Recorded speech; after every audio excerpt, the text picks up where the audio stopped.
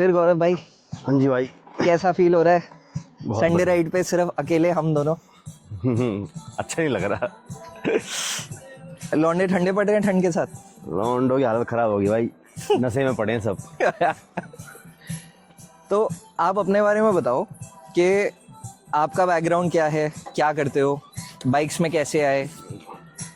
भाई करता तो देखो ऐसा है, अपना सैलून है, यूनिसेक्स सैलून है, वही रन करते हैं। ओके। और बाइक में ऐसा है, बचपन का शौक है, वही पूरा कर रहे हैं। तो कब से शुरू किया था बाइक चलाना, कितने साल हो गए? साल ज़्यादा नहीं, हार्डली 3 से 6 महीने, 3 महीने। ये तो सुपर बाइक के, वैसे कोई भी बाइक चलाना कब शुरू किया था, किस एज पे? वैसे तो हो गए 7-8 साल, 10 साल के मान के चलो। 10 साल। और शुरुआत किस बाइक से की थी? शुरुआत स्प्लेंडर, जो स्प्लेंडर। मेरे पास आज भी है। और जर्नी क्या रही है, मतलब स्प्लेंडर से क्या फिर क्या फाइनली 10R तक कैसे पहुंचे? कौन कौन सी बाइक्स रही गराज में? सबसे पहले चेतक स्कूटर, चेतक के बाद ऐसे दोस्तों की जैसे पैशन वैशन ये सब हो गई। उसके बाद अपनी सबसे फर्स्ट बाइक जो मैंने अपनी ली थी अपने पैसों से, वो थी पल्सर 135। ओके। ठीक है। फिर उसके बाद स्प्लेंडर ली मैंने। स्प्लेंडर के बाद मैंने फिर तो मैं बाइक चलाने का मैंने इच्छा नहीं करी ज़्यादा। फिर गाड़ी वाड़ी घोड़ा चलाया अपना। फिर उसके बाद अचानक से कीड़ा जागा कि चलो सुपर बाइक ही लेते हैं। फिर उसके बाद मैंने स्टार्ट करा अपना 400 से, निंजा 400। हाँ, फर्स्ट सुपर बाइक मेरी निंजा 400 थी। उसके बाद 2 सिलेंडर में वो फील नहीं आ रहा था, वो साउंड नहीं आ रहा था जो मुझे चाहिए था। फिर ली मैंने G900। ओके। G900 के बाद Z900 कितने टाइम चलाई? 2 महीने। और निंजा 400? 1 महीना। इतनी जल्दी चेंज किया? मज़ा नहीं आ रहा था मुझे ना। ओके।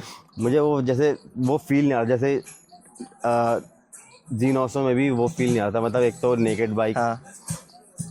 और एक तो मेरे साइज से भी थोड़ी ऊंची थी, वो मेरे पैर भी ढंग से पहुंचते नहीं थे उसमें। फिर ली मैंने ये ओके। 10R। और इसकी, आप जो साइज की बात कर रहे हो, इसकी सस्पेंशन वगैरह सेट कराई अपने हाइट के हिसाब से या नहीं जैसे थी perfect स्टॉक? है, मेरे लिए ठीक है। ओके। ओके।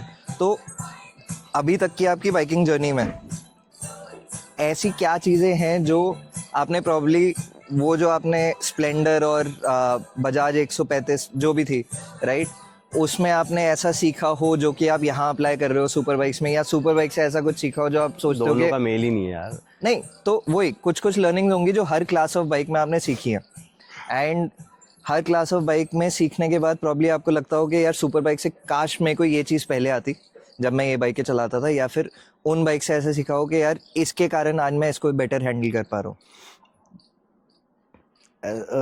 ये मान के चलो तुम कि जैसे जो पुरानी बाइक्स जैसे उनमें ये एबीएस नहीं होता, अब इनमें एबीएस है, तो ये थोड़ी न्यू थिंग है मेरे लिए एबीएस। अभी भी मुझे कंफ्यूजन होती है ब्रेक मारने में कि मैं ब्रेक अगर इंस्टेंट ब्रेक मारूं कहीं मैं गिर ना जाऊं। ओके। मुझे कभी कभी ऐसा लगता है। ओके। अब अपनी स्प्लेंडर में क्या है, ब्रेक मार दो वहीं गाड़ी वहीं की वहीं खड़ी रगड़ती हुई जाएगी, बेशक से पता है कि गाड़ी रुक जाएगी। अब इसमें इतना अंदाजा नहीं है अभी भी। राइट। सो 10R जब से आपने लिया, अभी 10R में भी ज़्यादा टाइम नहीं हुआ है, राइट? तो 10R में what are the top 3 things that you like the best about this bike, versus what are 3 things आप सोचते हो कि यार प्रॉब्ली में Z900 इससे बेटर थी, बिकॉज वो भी सुपर बाइक, ये भी सुपर बाइक, कंपैरिजन अगर आप करो तो what are the top 3 things about this bike, what are the 3 things that you don't like as much? 3 things like, एक तो कलर, ठीक है, एक इसकी परफॉर्मेंस, एक इसका मुझे सेटिंग पोस्चर बहुत अच्छा लगता है बाइक का। ओके। और जो नहीं पसंद है इसकी ब्रेकिंग, सबसे पहले तो इसकी ब्रेकिंग थर्ड क्लास ब्रेकिंग है इसकी यार। Z900 की इससे बेटर थी? G900 की भी ऐसी सेम ऐसी है। ओके। मतलब ब्रेक मारो ब्रेक लगते ही नहीं है, बहुत ज़्यादा प्रेस करना पड़ता है कभी कभी। ओके। और बाकी तो एक ही चीज़ है जो मुझे नहीं पसंद इसके अंदर, सिर्फ ब्रेकिंग? सिर्फ ब्रेकिंग। ब्रेकिंग के सिवा everything except perfect, is amazing. सब परफेक्ट। ओके, ठीक है। और अब अगर 10R के बाद, बिकॉज आप तो बाइकें चेंज करते जा रहे हो, राइट, 10R के बाद what is the next thing that you are planning on buying? अगर आप चेंज किया तो क्या लेंगे? ऐसा कुछ मैंने सोचा नहीं फिलहाल तो। अब 10R कुछ टाइम रहेगी लाइफ में? 10R ही। और 10R के बाद अभी सोचा भी नहीं है, तो क्या ऐसा भी है दिमाग में? लगता है कि मैं इसे बेच बाज के फिर बाइकिंग ही छोड़ दो। बढ़िया, हाँ बाइक बढ़िया गाड़ी ले लूँ, क्योंकि थोड़ा मुझे डर भी लगता है थोड़ा चलाने में, रिस्क भी लगता है थोड़ा। तो अगर रिस्क लगता है तो फिर 10R क्यों खरीदी? क्योंकि 10R में तो पावर जितनी है वो बनी नहीं है इंडियन रोड्स के लिए। शौक था, शौक है, मतलब ज़्यादा चलती भी नहीं है, संडे निकलती है बस, बाकी तो खड़ी रहती। जब से लिए तब से कितने किलोमीटर चलाई है? हार्डली आपका 2-3 हज़ार किलोमीटर बस। Okay okay okay. और सुपर बाइक गिव अप करने का क्यों सोच रहे हो? एक तो रनिंग ज़्यादा नहीं है, ठीक है, ऊपर से अब फैमिली वाला आदमी है, संडे निकालना भी मुश्किल आता है कभी कभी तो मेरे लिए। फिर कभी कभी लगता है कि यार इतना पैसा लगा दिया, कोई यूज़ में ही नहीं आ रहा, इससे बड़े तो मैं कोई बढ़िया, इससे बड़ी महंगी गाड़ी ले लूँ कोई और, मैं 4 पहिए वाली। लेकिन अब इसके तो मॉड्स पे भी इतना पैसा खर्च दिया, अब इसके मॉड्स के तो पैसे मिलेंगे नहीं अगर इसको बेचा भी तो। जब तक चल रही है थोड़ा बहुत चला लेते हैं, 6 साल महीने। सही है। और ऐसी क्या टिप्स है जो आप नए राइडर्स को देना चाहोगे, जो आजकल के बच्चों को पेरेंट्स सुपर बाइक्स दिलाते थे और ये सारी चीजें? क्यों? नया गरम खून होता है ना, अब उनको ये लगता है कि भगाएं हैं, और भगाने चक्कर में कोई कहीं गिरा पड़ा रहता है, कोई कहीं गिरा पड़ा रहता है, और ना वो राइडिंग गियर्स पहनते हैं, ना वो ढंग के हेलमेट्स पहनते हैं। पैसा ही नहीं होता बचपन में तो कहाँ है, जब खुद कमा रहे होते तब लगता है कि हाँ पैसा है खरीद लेते हैं। तो आपके हिसाब से बेस्ट बिगिनर बाइक कौन सी होगी? बिगिनर से तो आपका ये जैसे KTM होगी, यही बिगिनर के लिए तो सबसे बढ़िया है। लेकिन KTM 390 भी आपको अगर आप भगाना शुरू करो तो भगाने में तो भाई स्प्लेंडर ही भगाओगे, वो भी 120 चली जाती है कैसे करके। ओके, तो आप बोल रहे हो best bike for a beginner जिसको सुपर बाइक्स में घुसना हो, that would be a KTM। हाँ, KTM से स्टार्ट करो अपने। और KTM 200 या 390? 390 ले लो। ओके।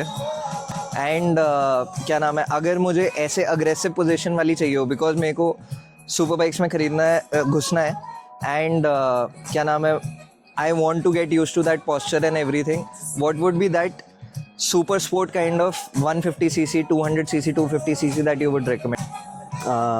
उसकी आती है, यामा की आती है शायद, R115। हाँ, बढ़िया बाइक है। एंड उसके अंदर भी आपको इलेक्ट्रॉनिक्स आधे ज़्यादा मिल जाते हैं। Got it. आपके लिए कुछ जो आप बताना चाहते हो एक्सेप्ट फॉर दिस? बस ये कि ride safe, wear helmet, wear proper gadgets, that's it. And जो आप राइड सेफ और इसका गियर का बोल रहे हो, आपको लगता है कि अपने इंडिया में जो गियर मिलता है, फर्स्टली क्या वो ओरिजिनल है? एंड अगर ओरिजिनल है भी तो जो कॉस्ट ये लोग इंडिया में लेते हैं, इज दैट जस्टिफाइड? इंडिया में जितना भी ये एल्पाइन स्टार ये सब ना 50% फेक मिलता है आपको, ठीक है। आप करोल बाग चले जाओ, आपको एल्पाइन स्टार ऐसे रद्दी के भाव मिल रहा होगा, ठीक है। चलो ठीक है, आपका ये जो फैब्रिक होगा, फैब्रिक आप बेशक से आप सेम टू सेम बना लोगे, लेकिन जो अंदर के जो शील्ड्स यूज़ होती है ना, कभी भी आप देखना जो एल्पाइन स्टार होती है ना, वो बनाती है आपका, क्या बोलते हैं उसको, कौन सा फैब्रिक होता है वो? कॉर्ड्यूरा। वो येलो मतलब नहीं, कॉर्ड्यूरा वो वाला होता है जो ये वाला है, थिक वाला। हाँ। और एक आता है मेश।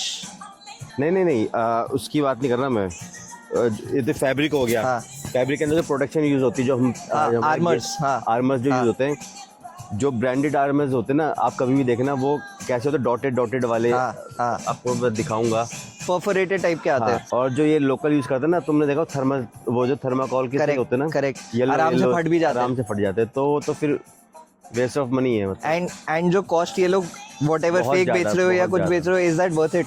पैसा कमाने के लिए करते हैं बस। तो what is the best place to get all the gear that you would suggest? FC moto सबसे बढ़िया, जेन्युइन। एंड कस्टम वगैरह सब ऐड करने के बाद भी यहाँ से सस्ता पड़ेगा? हाँ, यहाँ तो सस्ता ही पड़ेगा ऑब्वियसली। ठीक है, I think that's all for my questions. Thank you so much.